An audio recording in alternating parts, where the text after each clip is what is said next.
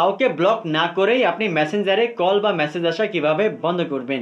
আর এই জন্য আপনাকে মেসেঞ্জারে একটা সেটিং করতে হবে, তাহলে কেউ আপনাকে কিন্তু কল বা মেসেজ করে বিরক্ত করতে পারবে না। এর জন্য আপনাকে কাউকে ব্লকও করা লাগবে না। তো চলুন আমি সেই প্রসেসটা দেখে দিচ্ছি। তো ফার্স্টে আপনার ফোন থেকে মেসেঞ্জার ওপেন করবেন, এরপরে মেসেঞ্জারে ব্লক না করে যার কল বা মেসেজ আসে আপনি বন্ধ করবেন। আপনি জাস্ট তার আইডি বা চ্যাট লিস্টের ওপরে চাপ দিয়ে ধরবেন। চাপ দিয়ে ধরলে দেখবেন মিউট একটা অপশন শো করবে, মিউটে ক্লিক করবেন।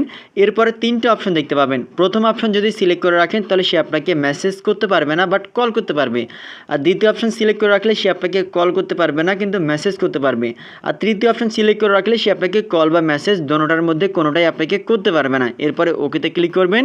এরপরে লাস্টের অপশন রয়েছে আনটিল আই চেঞ্জ ইট, আপনি এখানে ক্লিক করবেন। এরপরে ওকেতে ক্লিক করবেন। এখন থেকে তার মেসেজ বা তার কলগুলো কিন্তু অটোমেটিক মিউট হয়ে থাকবে, অর্থাৎ সে আপনাকে কল বা মেসেজ করতে পারবে, কিন্তু তার কোনো কল বা তার কোনো মেসেজ আপনার সামনে ডিরেক্টলি চলে আসবে না। আপনি যখন ফেসবুক বা আপনি যখন মেসেঞ্জার ওপেন করবেন শুধুমাত্র দেখতে পারবেন এখানে যেমন মেসেজ শো করতেছে, দেখবেন যে এই ব্যক্তি আপনাকে মেসেজ করেছিল বা কল করেছিল, হুট করে আপনার কাছে কিন্তু কোনো কল বা মেসেজ আসবে না। এটা একটা প্রসেস। আর একটা প্রসেস হচ্ছে আপনি যদি মনে করেন যে তার আইডিও এখান থেকে শো করবে না, অটোমেটিক হাইড হয়ে থাকবে, তাহলে যেটা করবেন আপনি তার আইডির উপর আবার চাপ দিয়ে ধরবেন। এরপরে রিস্ট্রিক্ট একটা অপশন শো করবে, এখানে আপনি ক্লিক করবেন।